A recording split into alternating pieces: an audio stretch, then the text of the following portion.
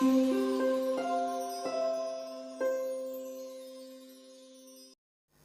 Friends, कैसे हैं आप सब। आशा करता हूं आप सब सेफ और हेल्दी होंगे। In the previous episode we discussed the Marico Limited case. Today, in this second part of the third episode, we shall be discussing the NDTV Limited case as decided by the Honorable Supreme Court. In this video, we shall be discussing whether the learned assessing officer validly assumed jurisdiction under section 147, whether the requirements of section 147 with respect to reason to believe, failure of the assessee to truly and fully disclose all material and relevant facts, whether all those conditions were satisfied or whether the satisfaction is non-judiciable. Hi, this is CA Vaibhav Goyal, and today we shall be discussing the NDTV Limited case, whether and how we can use it in our today's day-to-day practice. Now let's analyze the section before jumping on. What were the facts of NDTV Limited case? What was the reasoning given by the Honorable Supreme Court? And what was the material available before the assessing officer? And what was the judicial mind as applied by the courts? The analysis of the section would help us in understanding the case in a better fashion, so that we can apply the ratio in other cases as well. What is section 147 saying? 147 saying that the assessing officer has reason to believe that there has been any escapement of income which is chargeable to tax. Though these terms have a wide meaning, we cannot discuss them in these short videos. For them, I have planned a 10 video lecture series of section 147 to section 152. You can watch them on my channel. So coming back, the first ingredient of section 147 is there has to be a reason to believe, and the second ingredient is if the assessment has been concluded by the learned assessing officer under section 143(3) or under this section, and he wished to invoke this provisions or he wished to assume jurisdiction under this provision after a 4-year time limit period, then he has to not only have reason to believe, but he has to substantiate that there was a failure on the part of the assessee to truly and fully disclose all material facts necessary for its assessment. Now, in this NDTV Limited case, we will be understanding whether there was reason to believe or not, whether there was failure on the part of the assessee to truly and fully disclose all relevant and material facts. The second proviso provides that there is no requirement on the assessing officer to substantiate that there was a failure on the part of the assessee, meaning thereby that assessing officer can assume jurisdiction under this section only on the basis of reason to believe, even if the assessment under section 143(3) has been concluded and the time limit period of 4 years has been elapsed. What does this second proviso saying? It's saying that if the assessing officer has a reason to believe that the income escaping assessment relates to the income originating from an asset which is located outside India, and the asset includes not only the physical asset but the financial interest in any entity as well. The whole question revolves of NDTV around whether this satisfaction has to be there in the reasons to believe, or the existence of this provision itself is sufficient enough to invoke a 16-year time bracket. How we come about that the 16-year time bracket can be invoked in cases of a foreign income? We come to know through section 149. 149 detailed provision we will be studying in our lecture series, but here we should know that for a 16-year time bracket, no requirement of the minimum quantum. What is the only requirement? That there must be reason to believe. Alright, so even if 4-year time bracket has been elapsed. Okay. Now let's jump on to the facts of the case. What happened? It was a case of assessment year 7-8. For this year, the assessee had a subsidiary in UK. It had no commercial transactions or commercial existence in United Kingdom. It was a UK based subsidiary, and this UK based subsidiary issued some step up coupon bonds. Alright, and this step up coupon bonds were subscribed by the Netherlands based subsidiary of NDTV Limited. So the whole transaction vis-a-vis the issuance of step up coupon bonds was verified by the assessing officer under original assessment proceeding under 143(3). The AO felt that this issue of step up coupon bonds involves addition in the hands of the Indian parent company limited to corporate guarantee fees. Why the assessing officer came to that conclusion?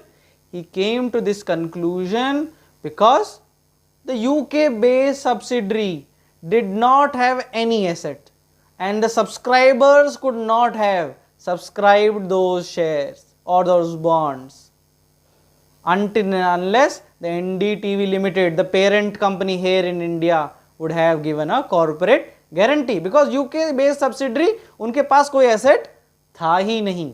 जब उनके पास asset था ही नहीं तो आप उनके bonds में invest करता कोई? तो उन्होंने कहा कि इन्वेस्टमेंट हुआ है, इसका मतलब आपने कोई गारंटी दी होगी, और उस गारंटी के ऊपर जो गारंटी फी है वो आपके हैंड में टैक्सेबल होनी चाहिए. अब ये ट्रांजैक्शन हो गई. असेसमेंट ईयर 9-10 में एनडीटीवी की नीदरलैंड बेस्ड सब्सिडरी के साथ भी सिमिलर ट्रांजैक्शंस हुई, और उस सिमिलर ट्रांजैक्शंस के दौरान क्या हुआ? ये कहा गया कि वो जो ट्रांजैक्शन नीदरलैंड बेस्ड सब्सिडरी ने करी हैं अराउंड 600 करोड़ रुपीस की, वो एक शैम ट्रांजैक्शन है, और जो मैनेजमेंट स्ट्रक्चर है, ये जो मैनेजमेंट स्ट्रक्चर है ये एक शैम है. The whole management structure of NDTV and the layering of the subsidiary companies is a mere sham, only to round trip those money back to India. The Indian undisclosed money was routed back outside through its subsidiary and was again brought back to India through subsidiaries, through layers of subsidiaries, so as to avoid tax.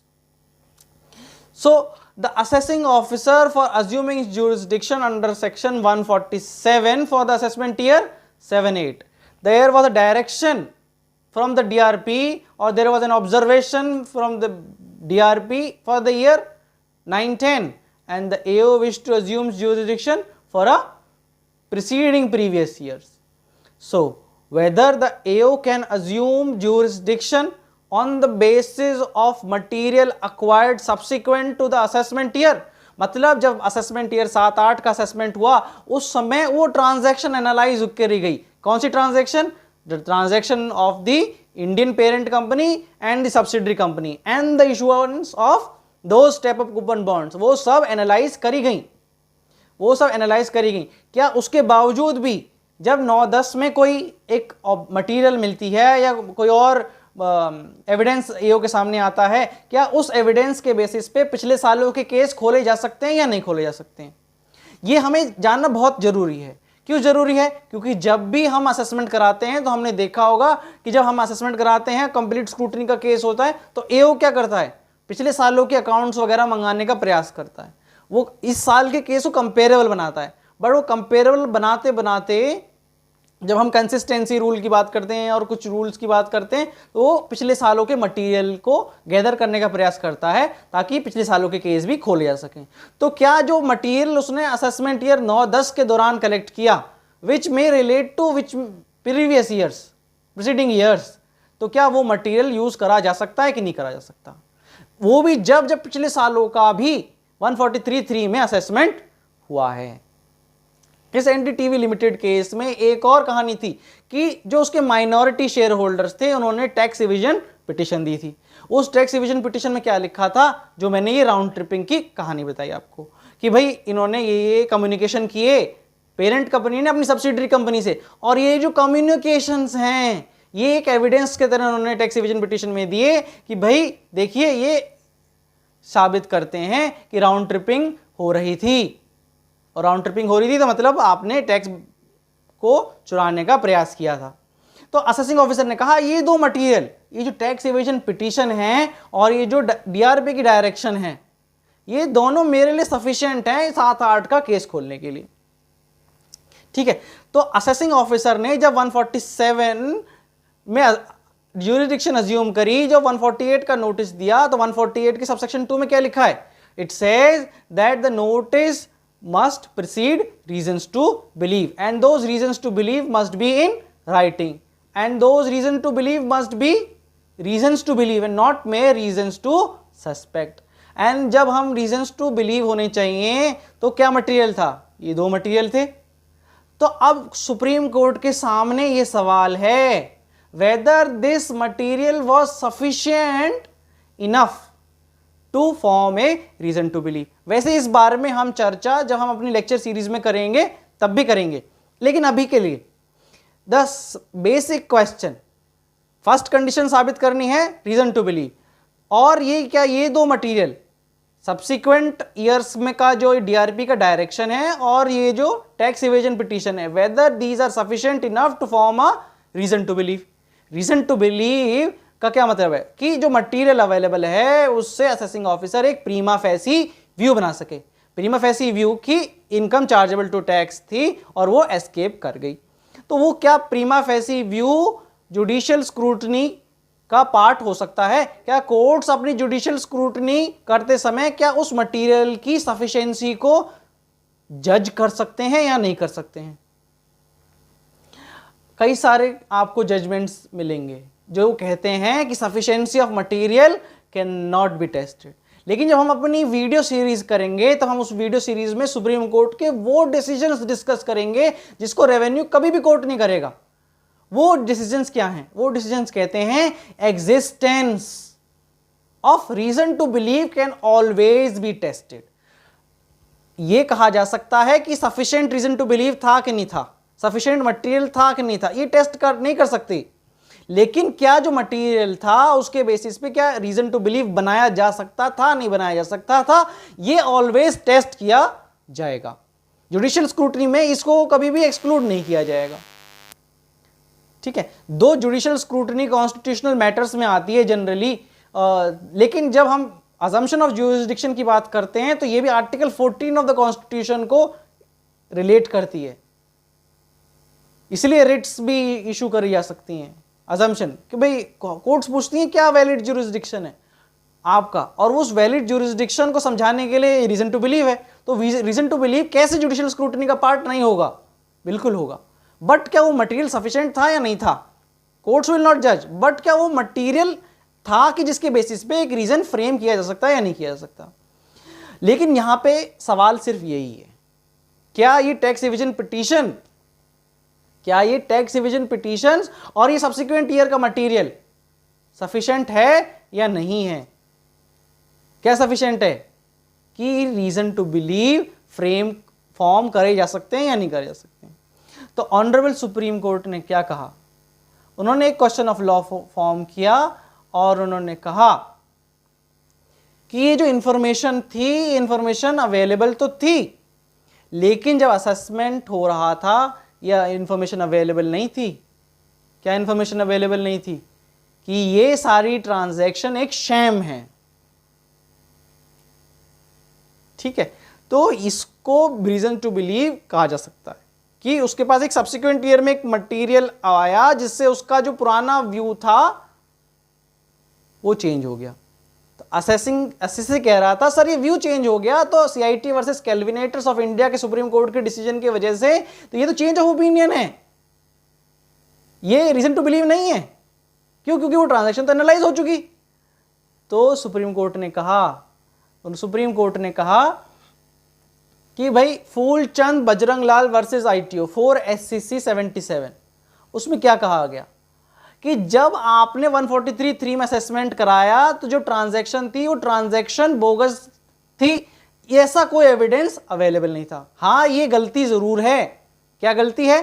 कि उसको रुकना चाहिए था, किसे? Assessing officer को, और analyse करना चाहिए था, ड्यू डिलिजेंस करना चाहिए था। अगर वो ड्यू डिलिजेंस करता 143(3) के समय तो ये ट्रांजैक्शन सेम है उसी समय पता चल जाती, लेकिन उसने नहीं किया। तो क्या जो उसने स्टेप्स लेने चाहिए थे उसने नहीं लिए, तो क्या ये असेसिंग ऑफिसर को प्रिक्लूड करेंगे, रोक देंगे, रुक जाओ भैया, अब आप 147 में अजम्पशन ऑफ ज्यूरिडिक्शन नहीं कर सकते? क्यों? क्योंकि मैंने ट्रांजैक्शन बता दी थी, आपको जो स्टेप्स लेने थे आपने नहीं लिए, तो आपका जो 147 में राइट है वो अब रुक गया।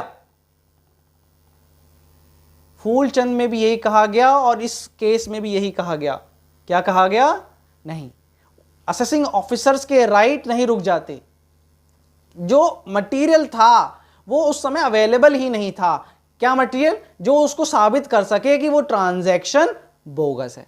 2009-10 में मटेरियल आया जो साबित करता था कि similar transaction UK based subsidiary के लिए वो था ही नहीं, वो नीदरलैंड बेस्ड सब्सिडरी के लिए थी डायरेक्शंस डीआरपी की 2009-10 के लिए, लेकिन जो स्ट्रक्चर था यूके के साथ भी और नीदरलैंड बेस्ड सब्सिडरी के साथ भी वो सेम था।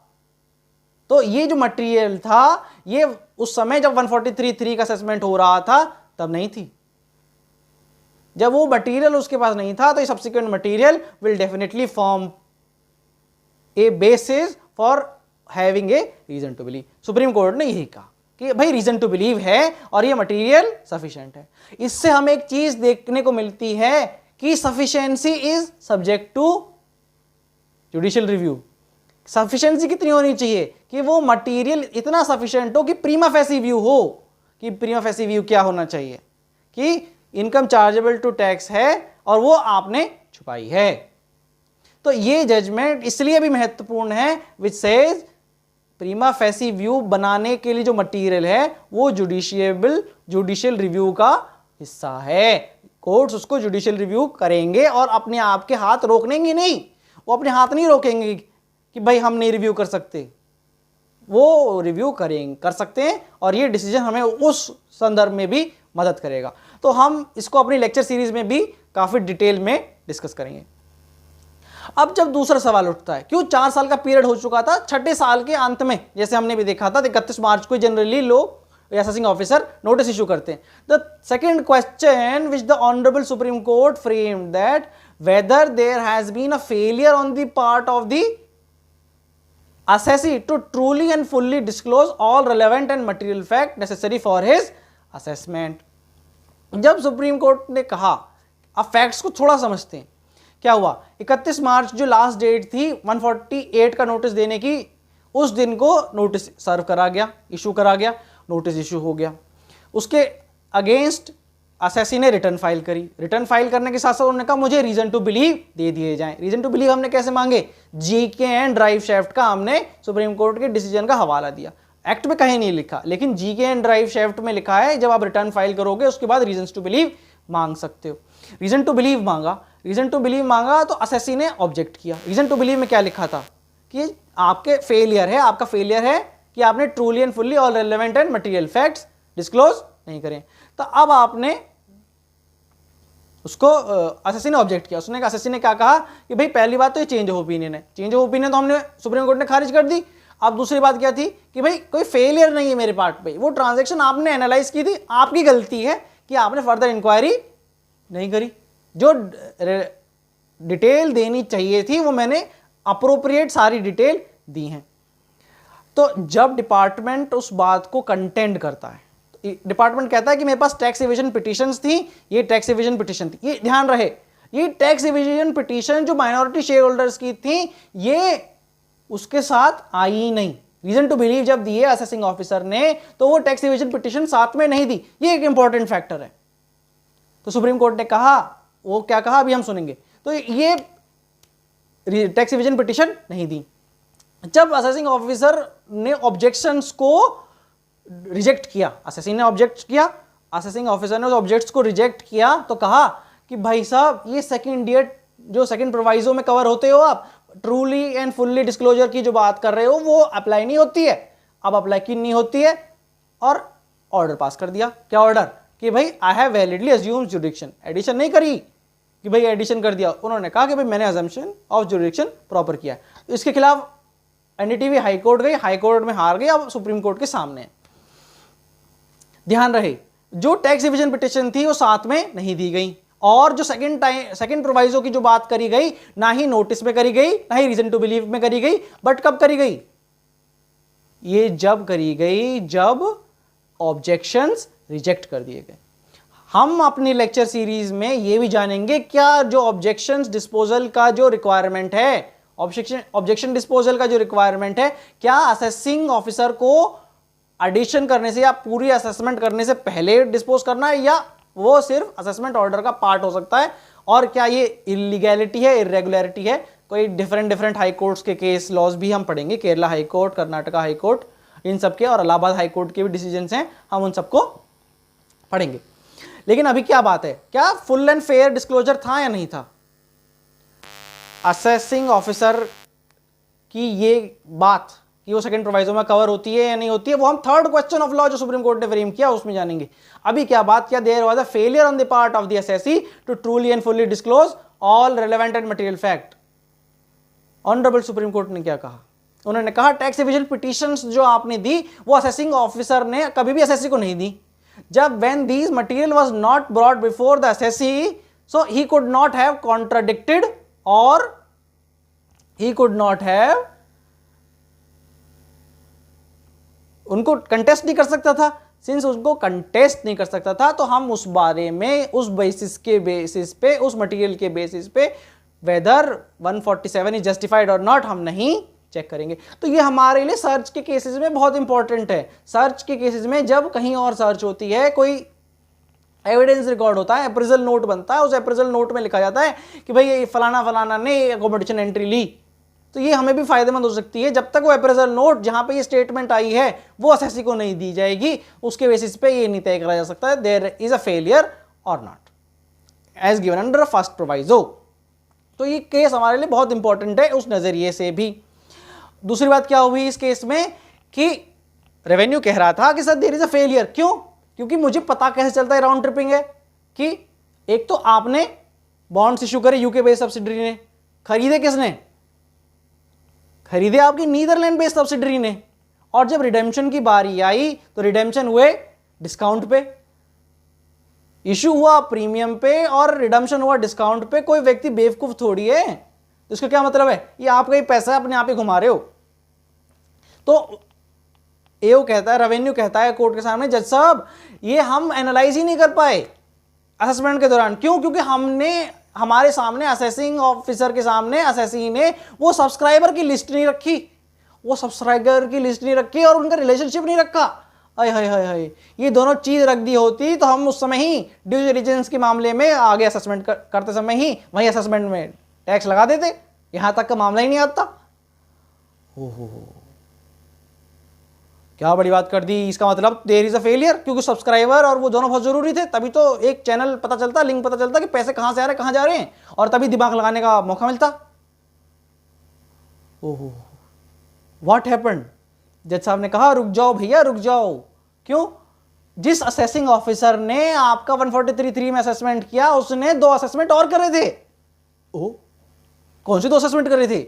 ये 2 असेसमेंट आपकी 2 सब्सिडरी के और करे थे। आपकी मतलब एनडीटीवी की 2 सब्सिडरी के करे थे, एनडीटीवी लैब्स लिमिटेड और एनडीटीवी लाइफस्टाइल लिमिटेड।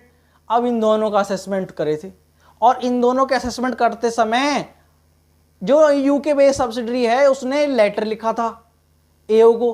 क्या लेटर लिखा था कि भाई ये मैंने स्टेप अप कूपन बॉन्ड्स ऐसे ऐसे इशू करे हैं, ये मेरी लिस्ट ऑफ सब्सक्राइबर्स हैं, इतना इतना अमाउंट मिला है, और उसको मालूम था असेसिंग ऑफिसर को कि ये डिस्काउंट पे रिडीम हुए हैं। ओ, तो अब कोर्ट के सामने ये सवाल है कि ये जो मटेरियल अवेलेबल था एओ के सामने, मेरे असेसमेंट में नहीं लेकिन मेरे से कनेक्टेड एंटिटीज के संबंध में अवेलेबल था, और ये तीनों का असेसमेंट एक ही दिन हुआ। ऐसा भी नहीं था कि मेरा असेसमेंट पहले हो गया और वो मटेरियल बाद में आया हो, ऐसा भी नहीं था, तीनों का असेसमेंट एक ही दिन पे हुआ। तो this material was available with the assessing officer. So under the circumstances can we say कि भाई देयर इज अ फेलियर। तो ऑनरेबल सुप्रीम कोर्ट ने कहा ना जी ना, we can not say there is a failure. क्यों? जो प्राइमरी फैक्ट्स डिस्क्लोज करने की जिम्मेदारी थी एनडीटीवी की, वो इसने प्रॉपरली डिस्क्लोज कर दी। जो कैलकाटा डिस्काउंट कंपनी का केस जब हम फॉलो करते हैं 1960s का, AIR 1961 SC 372 जो हम फॉलो करते हैं, वो साफ साफ कहता है कि एसएससी की जिम्मेदारी प्राइमरी फैक्ट्स डिस्क्लोज करने की है, सेकेंडरी फैक्ट्स की नहीं है। सेकेंडरी फैक्ट्स कैसे भी हो सकते हैं, फैक्चुअल भी हो सकते हैं और लीगल इन्फ्रेंसेस वाले भी हो सकते हैं। तो प्राइमरी फैक्ट्स डिस्क्लोज करने की, तो हर केस में हमें ये देखना है कि जो एसएससी की जिम्मेदारी प्राइमरी फैक्ट्स डिस्क्लोज करने की थी वो उसे डिस्क्लोज करे या नहीं करे। अब ये फैक्ट्स के सर्कमस्टेंसेस पे डिपेंड करेगा, केस के सर्कमस्टेंसेस पे डिपेंड करेगा कि प्राइमरी फैक्ट्स क्या हैं। मेरी पहली वीडियो में मैंने थोड़ा बहुत डिस्कस करा है, और जो लेक्चर सीरीज है उसमें कई सारे डिफरेंट केस लॉज के साथ हम डिफरेंट फैक्ट्स के साथ स्टडी करेंगे, ताकि हम एक एबिलिटी डेवलप कर सकें कि हम पहचान सकें क्या प्राइमरी फैक्ट्स हैं और क्या सेकेंडरी फैक्ट्स हैं। तो ये भी बात हो गई एसएससी के फेवर में। पहला case question of law against the SSC, दूसरा question of law in favour of the SSC. और एक तीसरी बात थी इसमें, तीसरा केस लॉ आने से पहले, तीसरा क्वेश्चन ऑफ लॉ फ्रेम करने से पहले, इसमें तीसरी बात क्या थी? इसमें तीसरी बात यह थी कि रेवेन्यू ने हाई कोर्ट में ये कहा ही नहीं कि ट्रू एंड फुल डिस्क्लोजर नहीं था। वो कह रहा था कि सेकंड प्रोवाइजो में कवर्ड होती है, इसलिए ट्रू एंड फुल डिस्क्लोजर देखने की जरूरत नहीं है। तो ऑनरेबल सुप्रीम कोर्ट ने कहा आप एक ही सांस में गर्म हवा और ठंडी हवा नहीं छोड़ सकते। ठीक है जी, ऐसी शब्द हैं जी। अब उसमें यही लिखा है, you can not blow cold and hot air at the same blow. Cold and hot कैसे? एक तरफ तो आप कह रहे हो कि भाई ट्रू एंड फेयर डिस्क्लोजर तो हमने देखना ही नहीं था। ट्रू एंड फेयर डिस्क्लोजर क्यों नहीं देखना था भाई? वो तो सेकंड प्रोवाइजो में कवर है। और दूसरी तरफ कह रहे हो कि फेलियर था। तो आप एक ही बात में कह रहे हो कि भाई फेलियर था, दूसरी तरफ कह रहे हो देखना ही नहीं था। तो तय कर लो। अब ऑनरेबल सुप्रीम कोर्ट ने तय कर दिया भाई प्राइमरी फैक्ट्स डिस्क्लोज थे और कैलकाटा डिस्काउंट कंपनी फॉलो करना था, they have followed it. Now comes the third question of law which the honourable supreme court framed, which says भाई रीजन टू बिलीव में भी नोट, आपको जैसे मैंने पहले बताया था कि सेकंड प्रोवाइजो का जिक्र नहीं था, only at the time of disposal of the objections by the learned assessing officer this second proviso was given in that rejection order. तो वेदर, अब इस फैक्ट्स एंड सर्कमस्टेंसेस के बेसिस पे क्या ये कहा जा सकता है कि जो असेसिंग ऑफिसर ने वैलिडली अज्यूम करी जुरिस्डिक्शन या नहीं? रेवेन्यू कंटेंट कर रहा था ऑनरेबल सर कि जी ये तो पावर थी ना सेकंड प्रोवाइजो में। अगर ये पावर थी और मैंने गलती से असेसिंग ऑफिसर ने फर्स्ट प्रोवाइजो लिख दिया रीजन टू बिलीव में कि भाई फर्स्ट प्रोवाइजो के बेसिस पे हम आपकी जुरिस्डिक्शन अज्यूम कर रहे हैं, लेकिन वो पावर जो अजम्पशन ऑफ जुरिस्डिक्शन हुई वो सेकंड प्रोवाइजो में हुई, तो क्या सिर्फ एक मेयर में गलत सेक्शन लिखने की वजह से मेरी पावर थोड़ी रोक ली जाएंगी? मेरा अजम्पशन ऑफ जुरिस्डिक्शन थोड़ी वैलिड नहीं कहलाएगा, इनवैलिड थोड़ी कहलाएगा? It will be still called valid because the source through which I could have issued or assumed jurisdiction was available in the statute books. ऐसा नहीं है कि मैं कहीं कोई इनवैलिड पावर अज्यूम कर लिया हो मैंने या कुछ कर लिया हो। The power or the assumption of jurisdiction was available, only fact that I quoted wrongly। Supreme court ने कहा हाँ बिल्कुल ठीक कह रहे हो आप क्या ठीक कह रहे हो कि अगर गलत सेक्शन कोट कर दिया गया है और आपके पास पावर थी वो अजम्पशन की, कोई दिक्कत वाली बात नहीं, कोर्ट्स विल अपहेल्ड। लेकिन आपने ये नोटिस में भी नहीं लिखा, आपने रीजन टू बिलीव में भी नहीं लिखा, आपने मटेरियल सप्लाई करते समय जब एसएससी ने रीजंस मांगे तब भी नहीं लिखा, जब आपने उस समय भी नहीं लिखा, आपने ऑब्जेक्शंस को डिस्पोज करते समय लिखा। और आप हाई कोर्ट के सामने और हमारे सामने ये कह रहे हो कि आपने इस पावर को इस्तेमाल करा है, तो ये this will cause a grave injustice to the assessee. यहां कोर्ट ने अपनी पावर ऑफ इक्विटी का इस्तेमाल करा है आर्टिकल 14 में। Article 14 of the constitution of India बहुत पावरफुल चीज है, लिखा नहीं है, लेकिन कोर्ट ने क्या कहा, प्रिंसिपल ऑफ नेचुरल जस्टिस आपने ब्रीच कर दिया। अगर आप वही मटेरियल रीजंस टू बिलीव के साथ देते तो assessee he had the option, what option, he had the option to contradict. भाई नहीं जी, मेरा कोई फॉरेन इनकम नहीं है, मेरी कोई फॉरेन एसेट नहीं है जो इनकम एस्केप असेसमेंट है। और अगर वो उस समय ऑब्जेक्ट करता, आप उसको प्रॉपरली रिव्यूज करते, तब this could be a matter of judicial review. But आपने उसको मटेरियल ही नहीं दिया, ऑब्जेक्शन को डिस्पोज करते समय आपने सिर्फ बताया, तो आपने उसके एक सब्सटेंटिव राइट, उसके सब्सटेंटिव राइट इन्फ्रिज कर दिए। असली सवाल यही था, क्या एक assumption of power which was valid and the breach of natural justice, किसका पलड़ा भारी है? कोर्ट्स ऑफ इक्विटी में कोर्ट किसकी तरफ जाएंगी? कोर्ट ने कहा we will go with the assessee, और ये डिसाइड हो गया कि भाई there was a breach of natural justice, and since there was a breach of natural justice, this provisions of second proviso, though the honorable learned assessing officer can validly assume, cannot be said that he validly assumed। लेकिन हाँ, साथ साथ में अब supreme court ने कहा, supreme court said कि अभी तो हम नोटिस खारिज कर देते हैं। क्यों? रीजन टू बिलीव था लेकिन फेलियर था, नहीं फेलियर नहीं था, रीजन टू बिलीव था लेकिन फेलियर नहीं था, ट्रूली एंड फुल्ली डिस्क्लोज, और सेकंड प्रोवाइजो इन्वोक नहीं हो सकता था, सेकंड प्रोवाइजो इन्वोक नहीं हो सकता था। ओके, लेकिन अगर आपके पास फिर से मटेरियल है, रीजन टू बिलीव तो उन्होंने कह दिया there is reason to believe, आपके पास मटेरियल है, वो साबित कर दिया रीजन टू बिलीव, आप 16 ईयर टाइम ब्रैकेट अभी भी अवेलेबल है, आप फिर से नोटिस दे सकते हो, आप फिर से नोटिस दिया जाएगा एनडीटीवी को। तो अब आप यह बताओगे कि सेकंड प्रोवाइजो का इस्तेमाल कर रहे हो, now NDTV would be free to contest that कि उसकी फॉरेन इनकम नहीं है, उसकी फॉरेन सब्सिडरी से जो फॉरेन एसेट से इनकम है वो नहीं है। ठीक है, तो इस केस लॉ को हमने समराइज किया। इस समराइज में क्या कहा हमने? समराइज में कहा रीजन टू बिलीव था, फेलियर नहीं था असेसी का, सेकंड प्रोवाइजो इन्वोक नहीं किया जा सकता। Hope you like the video. अगर कोई भी सवाल हो आपके 148 से संबंधित, 147 से संबंधित, आप मेरे को मेरे ईमेल आईडी पे मैसेज कर सकते हैं, आप मेरे नंबर पे व्हाट्सएप कर सकते हैं, आप अपने सारे सवाल मुझसे पूछ सकते हैं। हम जो लेक्चर सीरीज लेकर आ रहे हैं 148 से लेकर 152 में हम कैपेसिटी बिल्डिंग की बात करते हैं, हम असेसिंग ऑफिसर के रीजंस को कैसे ऑब्जेक्ट करना है हम उसके बारे में चर्चा करेंगे। अगर आपके पास कोई रीजंस हैं और आप चाहते हैं हम ऑब्जेक्ट करें, लेकिन आपको पता नहीं किस बेसिस पे ऑब्जेक्ट कर सकते हैं, आप उन रीजंस की कॉपी हमसे शेयर करें, फैक्ट्स एंड सर्कमस्टेंसेस शेयर करें, हम आपको गाइड करेंगे। हां, कॉन्फिडेंशियलिटी की बात हमेशा ध्यान रखेंगे हम, ये ध्यान रखिए, सबका डेवलपमेंट होगा अगर आप हमारे साथ वो रीजन शेयर करेंगे, हम आपको गाइड करेंगे, हम भी सीखेंगे, आप भी सीखेंगे। इसी आशा के साथ do like my video, share it, subscribe it. Thank you.